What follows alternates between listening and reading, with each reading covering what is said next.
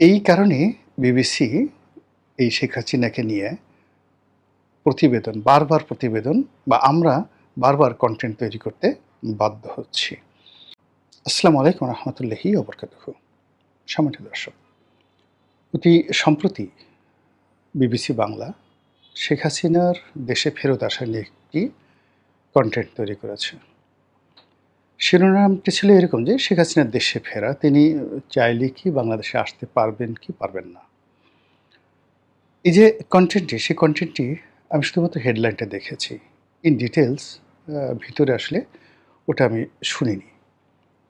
শুনিনি এই কারণে যে আমরা যারা এই মুহূর্তে কনটেন্ট তৈরি করছি, সে তুলনায় বিবিসি বলেন বা অন্যান্য পত্রপত্রিকাগুলো বলেন, সেখানে যারা কনটেন্ট তৈরি করছেন তারা সবাই আমাদের ছোট ভাই বা বোনের মতো করে।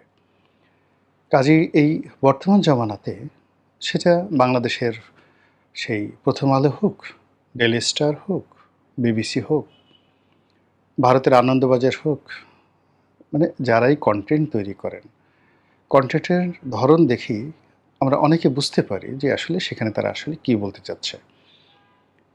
এখানে একটা বিষয় আপনাদেরকে বলা আবশ্যক। আমরা যারা এই কনটেন্ট তৈরি করি, আমাদের মূল যে উদ্দেশ্যটা, যারাই তৈরি করি, সেই উদ্দেশ্যটা থাকে যে আমাদের যারা দর্শক রয়েছেন, শ্রোতা রয়েছেন, তারা আসলে কী শুনতে চান, কী শুনতে পছন্দ করেন, ওটার উপর নির্ভর করে যারা এই কনটেন্ট তারা ক্রিয়েট করেন। যেমন আমার খুব ইচ্ছা ছিল, ভীষণ রকম ইচ্ছা ছিল যে যদি আমার এই ইউটিউব যে পেজটি রয়েছে এখানে 1 মিলিয়ন আপনার পূর্ণ হয়। আমার একটা নিয়ত ছিল যে 1 মিলিয়ন পূর্ণ হলে আমি এই সমস্ত কনটেন্ট তৈরি করব না। আমি দার্শনিকতা নিয়ে, তারপর অনেকটা যাকে বলা হয় জীবনের সফলতা, ব্যর্থতা, যে বিষয়গুলো আমি সফল হয়েছি বা আমি ব্যর্থ হয়েছি, যেগুলো আপনার জন্য বা অন্য কোনো দর্শকদের জন্য প্রয়োজন হবে। এরপর ধর্মকর্ম, ঈমান, ইয়াকিন, আমল, যেগুলো নিয়ে আমি মূলত বহু বছর সাধনা করেছি, প্র্যাকটিস করেছি, মানে আমল করেছি এবং আমল করার পরে ইবাদতের যে সৌন্দর্য, সেই সৌন্দর্যটা অনুধাবন করেছি। তো সেই কথাগুলো আমার খুব শখ ছিল, আমি বলব। তার বাইরে আমি কিছু ট্রাভেল ডকুমেন্ট করব এবং আমার এও ছিল যে এগুলো আমি তখন মনিটাইজ করব না, এমনি জাস্ট এগুলো ছেড়ে দেবো যেন মানুষজন দেখতে পারে। আমি কিছু এরকম কনটেন্ট ছাড়লাম এবং দেখলাম যে আসলে খুব সিরিয়াস ধরনের এই ধরনের যারা লোকজন আছে, আমার নর্মাল যারা ভিউয়ার আছেন, তার ভিউয়ার 5%ও এখানে অ্যাটেন্ড করছে না, কোনো অবস্থাতে অ্যাটেন্ড করছেন না। যেখানে নর্মাল একটা ভিডিওতে 1 লাখ ভিউ হয়ে যায়, ওরকম একটা কনটেন্টে 5,000, 6,000, 10,000 ভিউ হচ্ছে। তো এরপর থেকে কী হলো যে না, আসলে মূলত যদি এখানে সাস্টেইন করতে হয়, টিকে থাকতে হয়, তাহলে দর্শকদের আবেগ, অনুভূতি, চাহিদাকে পুঁজি করতে হবে। এবং এই যে এখন সারা দুনিয়াতে মানে কোনো ইলেকট্রনিক মিডিয়ার যে স্ক্রিন রয়েছে, যেমন ধরুন বিবিসি টেলিভিশনের একটা স্ক্রিন রয়েছে, বিবিসি রেডিওর একটা ভয়েস আছে, তারপর বাংলাদেশের সব টেলিভিশনগুলোরই একটা স্ক্রিন রয়েছে। এটা এখন আর কেউ মানে যে বলা হয় যে আজ থেকে ঠিক 10 বছর আগে যখন একটা টেলিভিশন টক শো হতো, যেখানে অন স্ক্রিনে এটা যখন দেখানো হতো, 10 লাখ 15 লাখ লোক সরাসরি এটা দেখতেন। তো যেই অনুষ্ঠান 10 লাখ 15 লাখ দেখতেন, সেই অনুষ্ঠান এখন 500 থেকে 1000 লোক অন স্ক্রিনে দেখেন না। তাদেরকে ফেসবুক এবং ইউটিউবের উপর তাদেরকে নির্ভর করতে হচ্ছে। ফলে এই ইউটিউবে এখন প্রথম আলো বলেন, কালের কণ্ঠ বলেন বা অন্য যে কোনো পত্রিকা বলেন বা সময় টেলিভিশন, চ্যানেল আই, যে সমস্ত ইলেকট্রনিক মিডিয়া রয়েছে, বিবিসি বলেন, ডয়েচ ভ্যালে বলেন, সিএনএন বলেন, তারা সবাই এখন ফেসবুক এবং ইউটিউব কেন্দ্রিক। নরেন্দ্র মোদী থেকে শুরু করে ডোনাল্ড ট্রাম্প থেকে শুরু করে শেখ হাসিনা থেকে শুরু করে তারেক রহমান সাহেব, প্রায় সবাইকেই এখন ইউটিউব নিয়ে আর ফেসবুক নিয়ে ব্যস্ত থাকতে হচ্ছে তাদের সরকারি কর্মকাণ্ডকে প্রচার এবং প্রসার করার জন্য। এখন যে পত্রিকাগুলো ধরুন ৫ লাখ ছাপানো হতো, ৫ লাখ ছাপতো বাংলাদেশের প্রেক্ষাপটে এবং আমি সেই সকল পত্রিকায় লিখেছি। সেই সকল পত্রিকা এখন ৫ থেকে ১০,০০০ কপি ছাপায়। যে সকল পত্রিকা ৫০,০০০ কপি ছাপাতো আজ থেকে ৫ বছর আগে, সেই সকল পত্রিকা এখন মাত্র ১,০০০ খানিক বা ১৫০০ কপি তারা এখন ছাপাচ্ছে। তো সেখানে কিছু নিউজ আসলো বা গেল, কারো বিরুদ্ধে লিখলো বা পক্ষে লিখলো, কিচ্ছু আসা যায় না। কিন্তু আপনি দেখেন এই যে আমি ইউটিউব করছি, সেই ইউটিউবের কন্টেন্টগুলো যখন আমি ফেসবুকে দিচ্ছি, ২৮ দিনে আমার শুধুমাত্র প্রোফাইলই এটা শো করছে ১০ কোটি বার বা ১০ কোটি মানে মানুষ তো আর ১০ কোটি হয় না। মানে হয়তো দেখা গেল যে ৫০ লাখ মানুষ ১০ বার ২০ বার করে দেখে ১০ কোটি বার শুধুমাত্র আমার প্রোফাইলে এই মানে 100 মিলিয়ন মানুষ ফেসবুকে আমার এই পেজে আমার কন্টেন্টগুলো দেখছেন। আর ইউটিউবে এটি অন অ্যাভারেজে 10 মিলিয়ন মানে ১ কোটি লোক দেখছে প্রতি মাসে। যেটি বাংলাদেশের এই মুহূর্তে কোনো পত্রিকা তার কোনো সিঙ্গেল কন্টেন্ট নিয়ে পারবে না। তো কাজেই আমাকে তো এই যে আমি যে জিনিসটা এখন করছি, আমাকে এটা যেভাবে এগিয়ে নিতে হবে, ঠিক একইভাবে বিবিসিকেও সাস্টেন করার জন্য এখন জনগণ যেটা শুনতে চাচ্ছে, বলতে চাচ্ছে, সেই বিষয়গুলোকে সামনে এগিয়ে এনে তাদেরকে কন্টেন্ট তৈরি করতে হচ্ছে।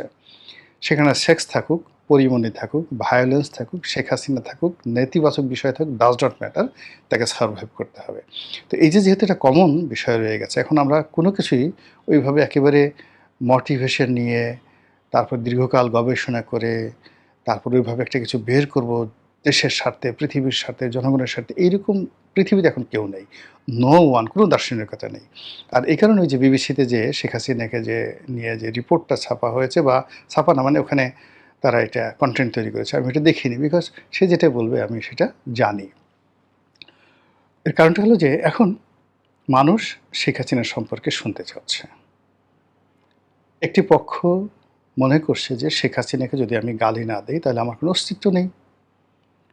শেখ হাসিনাকে যদি আমি ঠেকিয়ে দিতে না পারি, তাকে যদি আমি ঢাল হিসেবে ব্যবহার করতে না পারি, তাকে যদি আমি লক্ষ্যবস্তু হিসেবে তুলে ধরতে না পারি, তাহলে আমার ২ পয়সার অস্তিত্ব নেই। কাজেই শেখ হাসিনাকে গালাগাল দিতে হবে, এরকম একটা শ্রেণীর লোক রয়েছে। আরেক শ্রেণীর লোক রয়েছে যে আমার সারভাইভালের জন্য, অস্তিত্বের জন্য আমাকে শেখ হাসিনার নৌকায় উঠতে হবে। সে আমাকে যত গালাগালি দেবে, যত কিছু করবে। আওয়ামী লীগের যারা লোকজন রয়েছেন তারা ১৭ বছর ভীষণ রকম বিরক্ত ছিলেন তার ব্যাপারে। কিন্তু শেখ হাসিনা চলে যাওয়ার পরে দেখলো যে ও মাই গড! অ্যাটলিস্ট তো ঢাকা শহরে চলাফেরা করতে পারতাম। এখন তো পালিয়ে বেড়াতে হয়েছে এবং এইভাবে বোধহয় শ্মশানেই মৃত্যু হবে অথবা কবরস্থানে মৃত্যু হবে। কাজেই জীবনের শেষ মুহূর্তে যদি শেখ হাসিনাকে ফিরে আনানো যায় বা তিনি ফিরে আসেন, আবার যদি একটু দাঁড়াতে পারে, এই আশা থেকে ৬ কোটি মানুষ প্রতিটা মুহূর্তে ইয়া হাসিনা, ওয়া হাসিনা বলে জিকির ফিকির শুরু করেছে। একইভাবে আমেরিকা বলেন, চীন বলেন, তারপর ভারত বলেন, তারা এই গত ২ বছরে খুব ভালো করে বুঝে গেছেন what is Sheikh Hasina, what is Tarique Zia, what is doctor Mohammad Yunus, what is অন্তর্বর্তীকালীন সরকার, what is Awami League and what is BNP government. তারা খুব বুঝে গেছে এবং কোন সরকারের কাছে তাদের স্বার্থ সংরক্ষিত এবং কোন সরকারের উপর তারা নির্ভর করতে পারে এবং তাদের ব্যবসা বাণিজ্যের যে ধারাবাহিকতা, এটি কোন সরকার দ্বারা সুরক্ষিত হতে পারে, এটা আপনি আমি বাংলাদেশে বসে যতটা বুঝতে পারছি, মনে করেন যে লন্ডন, আমেরিকা, কানাডা, দিল্লি, তারা ওখানে যারা বসবাস করেন, তারা আপনার আমার মতো লেদু-গেদু ধলা নয়, তারা আরও অনেক গবেষণা করেন, ফলে তারা খুব ভালো করে বুঝতে পারছেন।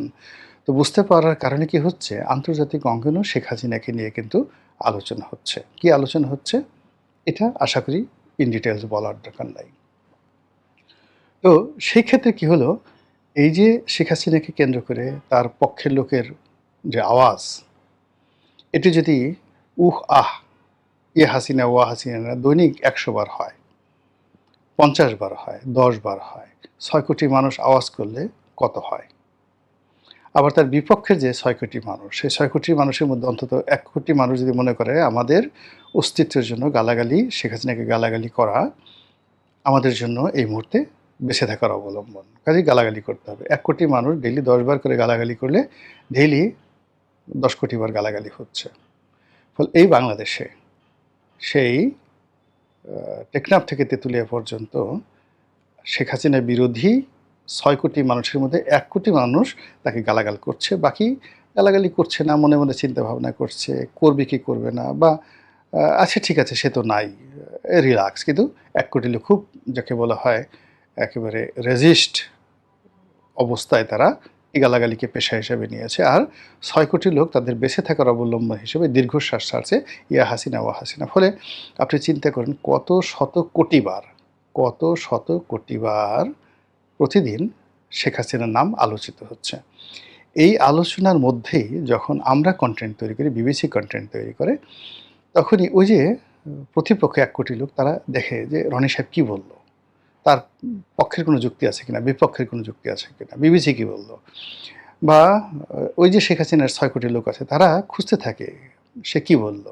আর এটা বলার সঙ্গে সঙ্গে পুরো মিডিয়াতে, এটার একটা ইলেকট্রনিক মিডিয়াতে এটা একটা ট্রেন্ডিং শুরু হয়ে যায়। আপনি শেখ হাসিনা লিখে কোনো একটা জিনিস দেওয়ার সাথে সাথে সেটা ট্রেন্ডিং হয়ে যাচ্ছে। এই কারণে বিবিসি এই শেখ হাসিনাকে নিয়ে বারবার প্রতিবেদন, বা আমরা বারবার কন্টেন্ট তৈরি করতে বাধ্য হচ্ছি। এখন প্রসঙ্গে আসি।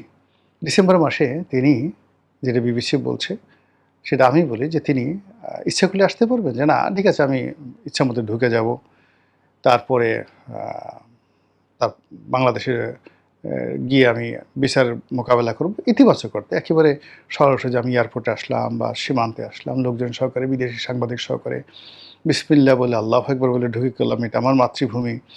যেভাবে তিনি 1981 সালে এসেছেন, যেভাবে তার পিতা এসেছেন, যেভাবে তারেক রহমান সাহেব এসেছেন, সেভাবে কি শেখ হাসিনা আসতে পারবেন? প্রথমত ইন জেনারেল যদি ধরেন তাহলে এটা সম্ভব নয়, একেবারে সম্ভব না, এটা উনি আসতে পারবেন না। তাহলে কি তিনি আদৌ আসতে পারবেন? হ্যাঁ, উনি আসতে পারবেন।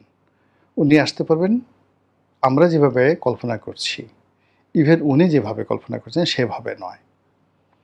উনি যদি বাংলাদেশে আসেন, সে আসার পেছনে দিল্লির হাত থাকবে, সে আসার পেছনে ওয়াশিংটনের হাত থাকবে, সে আসার পেছনে বেইজিংয়ের গ্রিন সিগন্যাল থাকবে, সে আসার পেছনে সরকারের অসহায়তা থাকবে অথবা সরকারের একটা গ্রিন সিগন্যাল থাকবে। এই সমন্বয়গুলো না হলে তার ডিসেম্বর মাসে আসা, বা ইভেন অনেকে বলে সেপ্টেম্বর মাসে তিনি আসতে পারেন, কোনো আশাটাই হয়তো সম্ভব হবে না। আবার তিনি যদি আসেন তাহলে সেই আশাটা মানে এদেশের রাজনীতিতে রীতিমতো একটা সুনামি বয়ে নিয়ে আসবে। মহান আল্লাহ আমাদের সবাইকে হিদায়াত দান করুন এবং হেফাজত করুন। আসসালামু আলাইকুম রহমতুল্লাহি ওয়া বারাকাতুহু।